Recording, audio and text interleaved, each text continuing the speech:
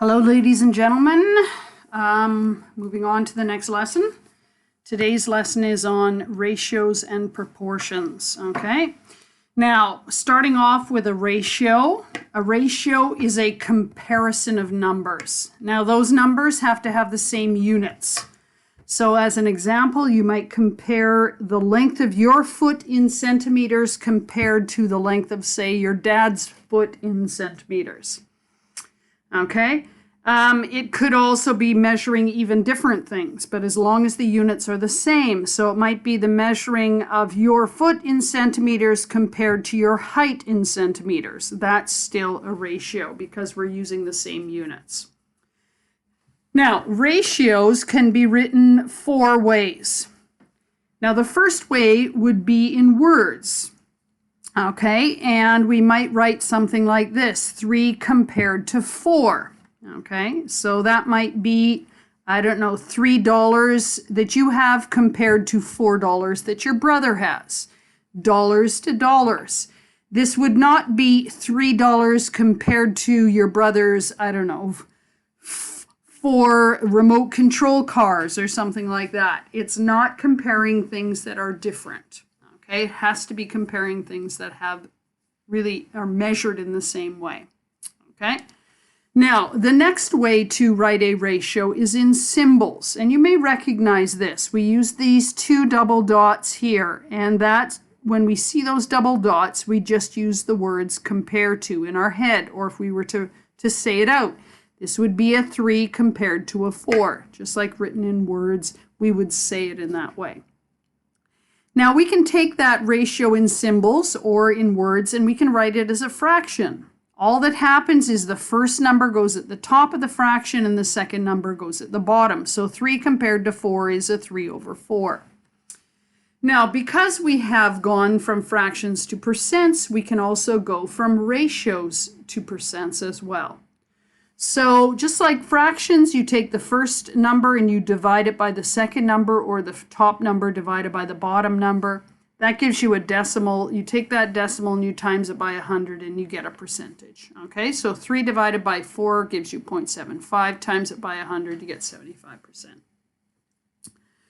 Now, ratios can also have more than 2 terms. So we might compare your brother's money to your dad's money. There are more than 2 things, okay? So here is an example of a 3-term ratio.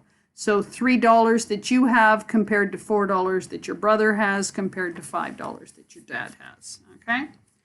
Now, another important thing is that if we have more than 2 terms, we don't get fractions and we don't get percents, okay? So that doesn't work out. So anything that I give you that's 2 terms, we could convert to fractions and percents. Now, the next idea is that all ratios should be written in lowest terms, just like fractions should be written in lowest terms. So if we have this first example, a 3 to 6, you need to decide what can you divide both the first and the second term by. In this case, we can divide them both by 3. So 3 divides by 3 to give you 1, and a 6 divides by 3 to give you 2. So a 3 to 6 ratio is equal to a 1 to 2 ratio in lowest terms. We can do this even with a 3-term ratio, but we have to figure out what we can divide all 3 by. So starting off, you might decide, okay, they're all even, so we'll divide them all by 2.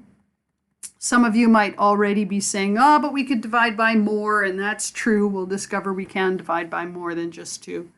But we'll start there in this case. So 16 divided by 2 gives us 8.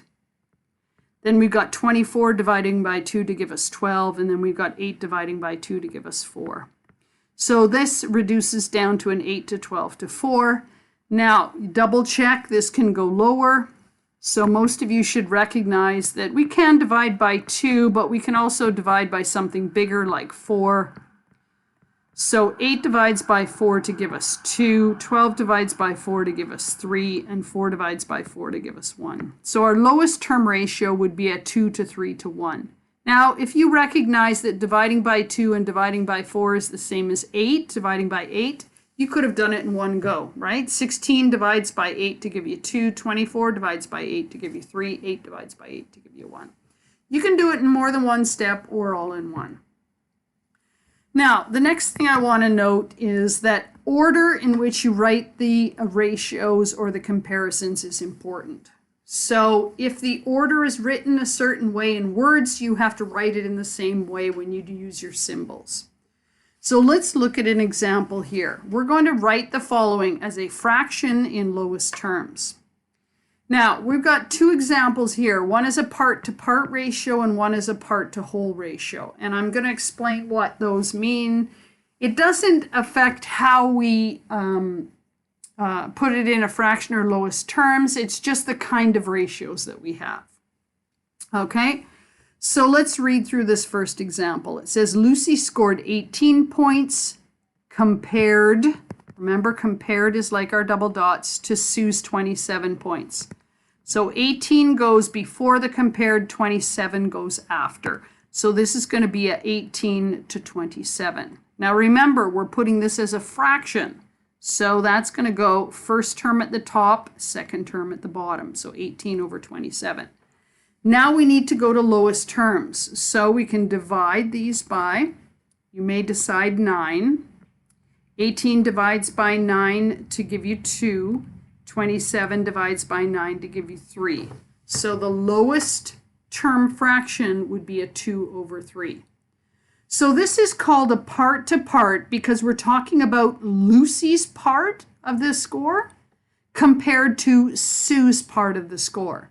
Okay, that's a part-to-part. Now, if we put all of these scores together, we would have a whole. And that would give us 45 points altogether. So Sue's parts would be 27 out of the total 45, and Lucy's would be 18 out of the total 45. But we're not asked to find a part to whole here, okay? In the next question, we're asked for the part to whole. And this is because we're given part of the class. So we got a math class, and it says 9 out of 27 students have blue eyes. So we need to think of this, the 9 out of 27. So the 9 are the blue eyes, and the math whole class is 27. Okay? So that's the part that have blue eyes compared to the whole class. Now the order is 9 to 27 written this way, so it has to be 9 first over 27 if we're writing it as a fraction. Then again, put this in lowest terms, so we're going to divide both of these by 9, and we end up with 9 divided by 9 giving us 1, 27 divided by 9 giving us 3. And what this says is that for every one person that has blue eyes, there's 3 people in the class. Okay? For every 2 goals that Lucy scores, Sue scores 3. Okay? That's what the lowest term is telling us. Okay, you're going to get some examples where there are shapes. Okay? The shapes might be shaded differently or whatever, but you're looking at different shapes in this case. So we want to do some comparison. What are we comparing? We're going to compare it, starting off with, we're going to compare triangles to squares to circles. So we're going to have a 3-term ratio. The first part is triangles. So how many triangles do we have? We've got 1, 2 triangles. So they're going to go first, our triangles. There's 2 triangles. And then we're going to compare that to squares. How many squares do we have? 1, 2, 3, 4 squares. So that's going to go next. And then we're going to compare, after we've done our squares, we're going to compare our circles. How many circles do we have? 1, 2, 3 circles. So that's a 2 to 4 to 3 ratio. Now, we're not going to turn this into a fraction because it's 3 terms, but we do want to check that it's in lowest terms. 2 and 4 divide by 2, but 3 doesn't, so we're as low as we can go. So this was a part to part to part ratio. What part of this group was triangles? What part was squares? What part was circles? Our third example here, we're going to look at the same shapes up above, and we're going to compare non-circles, to shapes. Okay? So what part are non-circles to all of the shapes? So in fact, this is a part to whole. Okay? So let's see, how many are non-circles? 1, 2, 3, 4, 5, 6 are non-circles. Okay? And then to shapes, well, we've got 6 noted already. 7, 8, 9 would be all of the shapes. So this is a 6 to 9. You could have looked up here and you could have said, okay, circles are 3 and non-circles would be 4 and 2 to give you 6, and then add 4 and 2 and 6 and 3 is 9 for the total. That'll also help. Now, this needs to be put in lowest terms. So you need to look and think, what can I divide both the 9 and the 6 by? Well, that would be 3. 6 divides by 3 to give us 2. 9 divides by 3 to give us 3. So our lowest term ratio for this would be a 2 to 3 ratio. Okay. Now, we want to move on to equivalent ratios. And really, that's what we've been finding. This ratio was equal to that ratio. So those are equivalent ratios, right? Those are ratios that name the same lowest term. So here's our lowest term, a 2 to 3. And what's equal to that or names the same amount is a 6 to 9, okay? Now, moving on, there's this word proportion. And proportion really is just a more sophisticated word for an equivalent ratio. That's what a proportion is. And what do proportions do? They are statements that show 2 or more ratios are equal. Equal ratios are proportions. So here's an example. We have a ratio written as a fraction. So 1/2 is equal to 2 over 3. Well, how do we know those are equal? Because we can multiply the top and the bottom by the same number to get the second fraction. So 1 times 2 gives us 2, and 2 times 2 gives us 4. Okay? Now we can take that 1/2 is equal to 2 over 4, and we can write it more like a ratio instead of like a fraction. Take the first term and compare it to the second term. So there's 1/2 converted into 1 to 2.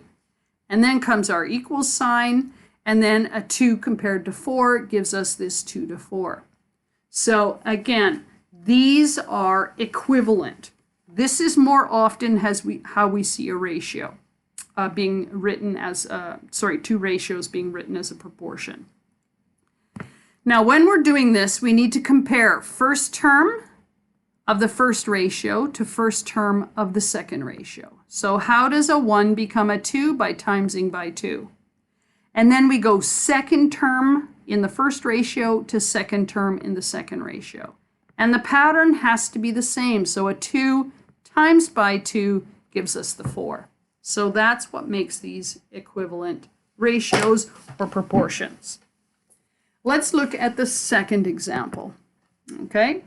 First term goes to first term. So how does a 2 become a 6? Well, you times that by 3. That means second term to second term will use the same pattern. And 3 times that same number, 3 equals the 9. Now this works also for a ratio that is got more than 2 terms. So here we see a 3-term proportion. So first term here is 5 to the first term there. How does a 5 become a 15? Well, you times that by 3.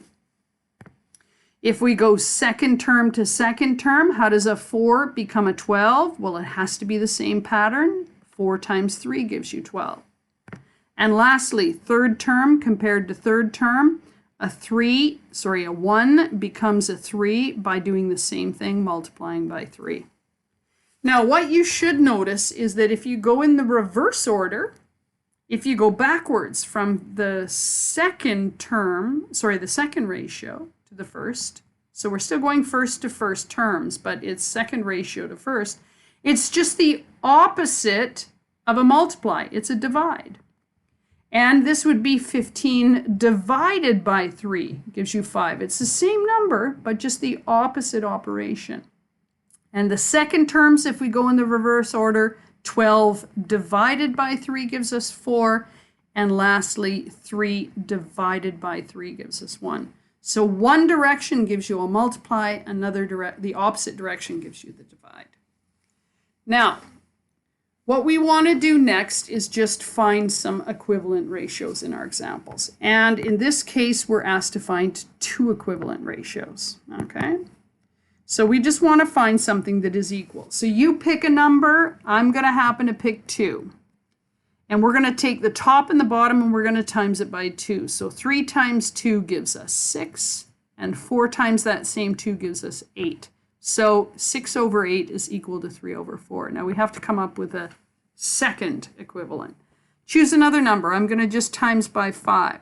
So I'm going to start with the original again, and 3 times 5 gives us 15, and 4 times that same 5 gives us 20. So 3 over 4 is equal to a 15 over 20, but a 3 over 4 is also equal to a 6 over 8. Okay? Now, you're also going to see it not just as a fraction, but as a ratio in using symbols. And I think on your assignment, it's going to be given with more like a chart. Okay? And you're asked to find 2, so all you're doing is you're going to pick any number. I'm going to choose something different this time. We're going to times by 3. So 5 times 3 gives us 15, and 2 times that same 3 gives us 6. So we're going to have a 15 to 6. And again, I'm going to choose a different number. I'm going to times by 4. So 5 times 4 is 20, and 2 times 4 gives us 8. So we're going to have a 20 to 8 ratio. Those are equivalents. Just pick a number. 1 doesn't work because it doesn't change the numbers when you multiply by 1, and then multiply both terms by that same number. Now, we're going to use the same idea to find an unknown part of a proportion. Okay? So one of the numbers is missing. Here we have a number that's missing. We have a letter there instead. So we have to figure out what that number, where that letter is sitting, what it should be. So we use the same idea. We're looking for a pattern. So first term goes to first term. So how does a 2 become an x? Well, we have no idea at this stage. But it's going to be the same pattern that the second term goes to the second term. So how does a 3 become a 9? Well, you should recognize that 3 times 3 gives you 9. So if we go back, the 2 times that same 3 is going to give us the x. So 2 times 3 is 6, so x is going to have to equal 6. All right, let's try another one here.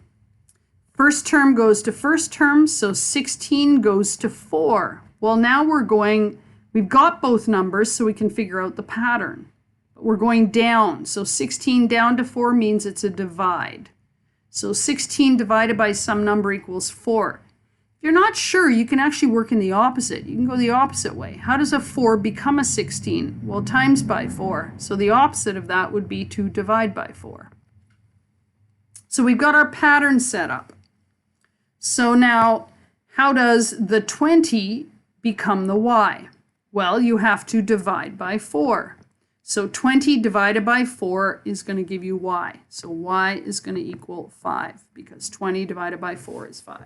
Now again, if you're not that good with dividing, you could work in the opposite direction. And you could go, what number times 4 equals 20? It's the same number. It's 5. Whoops, that looks like a negative 5. All right, try one more of these. Okay. First term goes to first term. So how does a 15 become a 5? Well, you have to divide by 3. So then how is the p going to go to a 2? Well, p has to be divided by 3. So what number divided by 3 gives you 2? If you want, go in the opposite. What number would it be if 2 is times by 3? And 2 times 3 gives you 6. So p equals 6. Now the next two are more difficult because now we have a 3-term ratio, right, on each side of our proportion, but we also have 2 missing values. So we have to find both of those. So again, we start first term compared to first term. So a 2 has to become a y. We don't know how that's going to happen because we don't have the 2 numbers. So keep working your way across. Second term to second term. Now we have 2 numbers. So this will help us find the pattern. So how does a 3 become a 6? Well, you're going to have to times it by 2.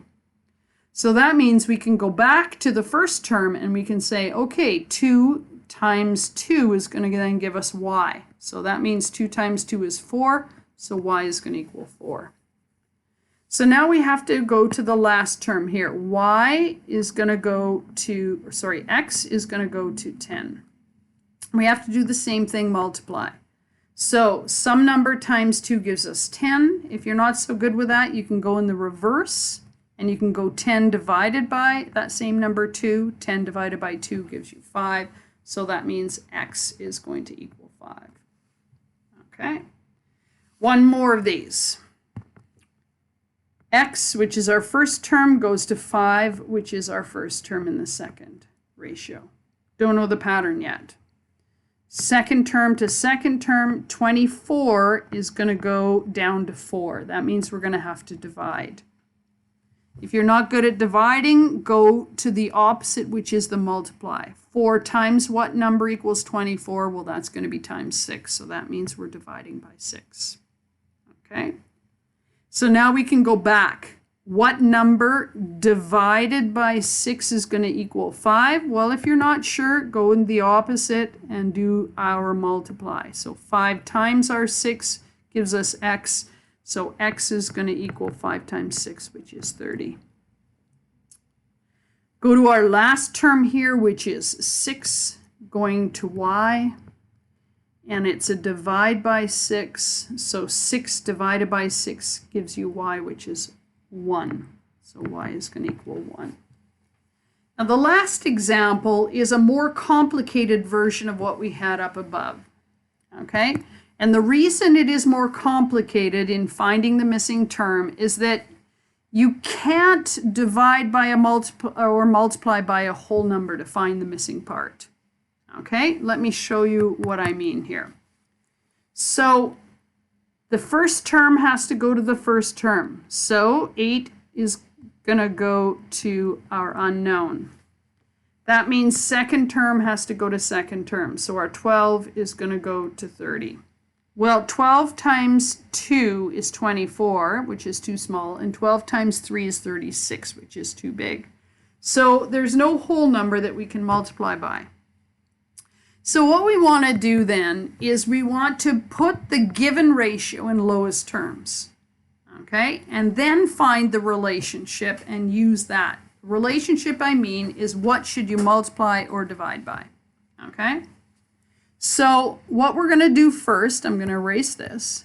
Whoops, erase that. I lost my box too. Dang. I'll go back and be a little more careful on my erasing. Okay. So what I mean is that this given ratio should be put in lower terms. Okay, so we're going to put this in lowest terms. Okay, maybe I should put in lowest terms. So what can we do to 8 and 12? Well, 8 and 12 can both be divided by what? They can be divided by 4. So 8 divided by 4 gives us 2, and 12 divided by 4 gives us 3. So this becomes a 2 to 3 ratio. Okay, now that's still going to equal our unknown going to 30.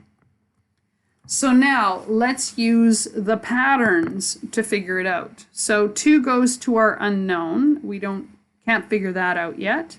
And 3 goes to our 30. Well, how does a 3 go to 30? By multiplying by 10, I hope you realize. And then 2 times by that same number 10 is going to give us 20. So our missing number is going to be 20. All right?